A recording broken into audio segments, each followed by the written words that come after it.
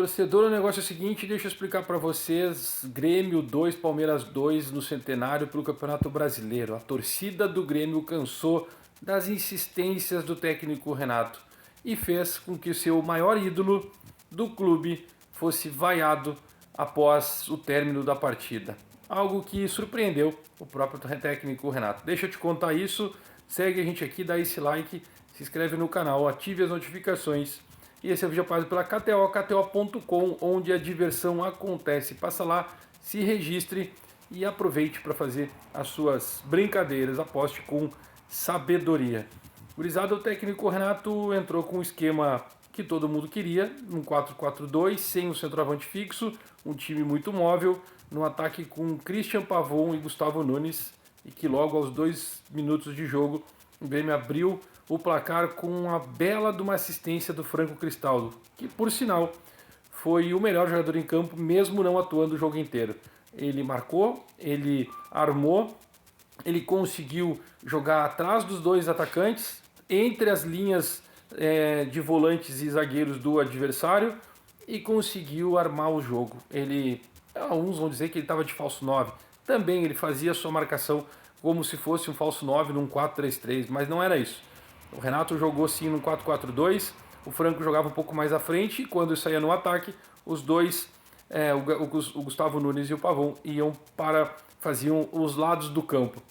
E com isso dava espaço para o Franco fazer as suas infiltrações, né? Fazer seus lançamentos entre os zagueiros e laterais para o Grêmio, então, conseguir criar as jogadas. Gustavo Nunes e o próprio Franco Cristaldo conseguiram ser um dos melhores. O Christian Pavon, mesmo descontado, tomou pancada no tornozelo, conseguiu ficar um bom tempo no jogo e foi um dos destaques. Mas tudo mudou. Tudo mudou quando o técnico Renato resolve mudar o esquema do jogo e na coletiva ele dá a desculpa de que o Grêmio precisava segurar o Palmeiras, segurar a bola mais no ataque, e o Palmeiras tinha mudado o time usando a bola aérea, né? Colocou jogadores um pouco mais altos. Quando ele tira o Edenilson e bota o Galdino, eu já me desesperei. O que ele fala na coletiva é que o Edenilson estava cansado. E aí ele resolveu tirar o Edenilson e botar o Everton Galdino no lugar. E na coletiva ele acaba também colocando, informando, explicando que quando ele bota o Galdino, ele tira o Pavon e bota o Galdino pro lado direito, é como se estivesse utilizando o mesmo jogador.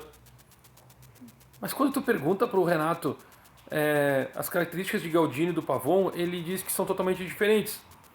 E por que dessa vez ele disse que é a mesma coisa, ter os dois jogadores? Aí ele, depois, num determinado momento do jogo, ele tira o Pavon, o Rodrigo Eli e o Franco Cristaldo, que curiosamente, Rodrigo Eli, enquanto estava em campo, ganhou todas as bolas dentro da área. E o Franco Cristaldo era o cara que estava incomodando o Palmeiras, estava jogando fácil, flutuando, como se diz, né? Ele estava sendo marcado, mas ele saía da marcação com inteligência. Ele tocava de primeira e fazia lançamentos precisos para o Christian e para o Gustavo Nunes. E ele bota o Galvão, o Rodrigo Caio e o Natan Felipe. Tá, Natan Felipe no lugar do Rodrigo Eli. O Rodrigo Caio, ele tira o Cristaldo para botar o Rodrigo Caio para poder fazer uma linha de 3 zagueiros. Ele treinou isso, a gente falou isso até, mas não funcionou. Não funcionou porque o Grêmio ficou perdido, o Grêmio perdeu a criatividade. Ou seja, quando ele tira o Franco Cristaldo, a marcação que estava tentando ficar em cima do Franco Cristaldo, ela ficou livre, porque não tinha mais ninguém armando no time do Grêmio. Aí o nosso querido Abel Ferreira, treinador inteligentíssimo, ele vai lá e consegue fazer com que o time do Palmeiras cresça, porque ele ganhou um jogador a mais. Ele não tem mais um jogador marcando, agora ele tem um jogador livre para criar.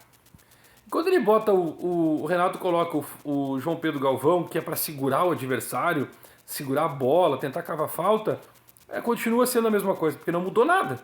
Ele não teve esse jogador, ou seja, o Grêmio perdeu mais um jogador. O Grêmio começou a jogar com 9 jogadores em campo, porque não tinha o cara de criação que estava segurando o time do Palmeiras, e não tem com o centroavante que não marca, que não ajuda, que não cria, que não segura a bola, ficou livre para o Palmeiras tirar aqueles tais três zagueiros deles, ele colocar mais um jogador para dentro do campo do Grêmio. O que aconteceu quando tem essa troca desses três jogadores? Em 2 minutos o Grêmio toma 2 gols. E isso é completamente equivocado a situação que o Renato cria. Ele tenta explicar esse motivo, que foi porque precisava, porque o Franco Cristaldo estava descontado, ele estava com dores, não ia suportar o jogo inteiro, e ele era o melhor do jogo do Grêmio. Ele era o melhor jogador do Grêmio em campo, e não ia suportar. E por que ele não deixou, pelo menos ele, então, fizesse ele ficar segurando a bola, e não o João Pedro Galvão? Ele depois, num determinado momento, ele tira o Gustavinho, que estava cansado, e coloca o Nathan Fernandes, que até tentou fazer algo sozinho, porque ele não tinha mais o Edenilson, não tinha o Pavon, não tinha o Franco Cristaldo para poder trabalhar. Quem que ele tinha para trabalhar naquele time? PP, não tinha como. Felipe Carbacho, não tinha mais. Os caras também estavam cansados. E eu quero deixar claro para vocês o seguinte, o Grêmio começou o jogo jogando com a casa fechadinha, de trás para frente, marcando, se defendendo, para depois sair no contra-ataque. Foi assim que saiu o primeiro gol. E foi assim que o Grêmio jogou o primeiro tempo inteirinho. Até o Edenilson sair, quando ele resolve mudar o esquema tático. O Grêmio joga fechado, saindo em velocidade.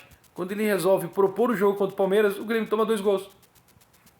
E aí o Renato vai para a coletiva e desdenha do torcedor, desdenha, né, diz que com todo respeito, né, as perguntas dos repórteres, mas ele desdenha também, porque, claro, ele é o treinador, ele é pago para fazer isso. Ele é pago para poder agir e ter as suas atitudes que ele fez, errada, mas ele é pago para isso. 1.400.000 reais é mérito dele, tá tudo certo. Mas não era para ter jogado 3 pontos fora, 2 pontos fora, e em casa, mesmo sendo em Caxias, em casa. Se ele mantivesse um jogador, mas eu ia perder o jogador do próximo jogo, não ia perder. O jogador sabe que ele precisa se poupar, que ele não iria fazer isso, ele ia ficar parado, ele ia segurar a bola, ele ia reter o jogo, ele sabe disso. Ele fala em determinado momento que faltou malandragem para o Grêmio para poder segurar o empate. Como segurar o empate? Segurar o resultado. Como segurar o resultado se tu mexe errado? Tu mudou todo o sistema de jogo até o Grêmio se adaptar, levou 2 minutos, tomou 2 gols. Curiosamente, ele mudou, fez as 3 mudanças aos 27 minutos, aos 29 o Grêmio toma um gol e aos 31 toma o segundo. Renato errou, e errou feio nisso aí. Mas é contra o Palmeiras.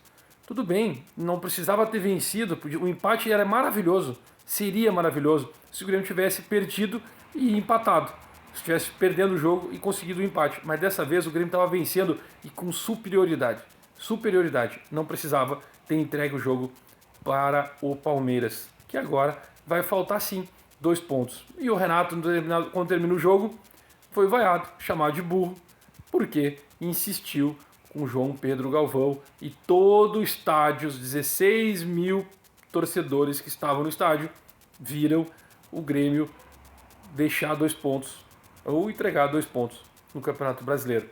Vai fazer falta. Vamos sofrer até o final para buscar os 45. Tá lá no meu Twitter. Faltam 34 pontos para o Grêmio se livrar do rebaixamento. 34. O que vocês acharam? Comenta aqui. Daqui a pouco a gente volta.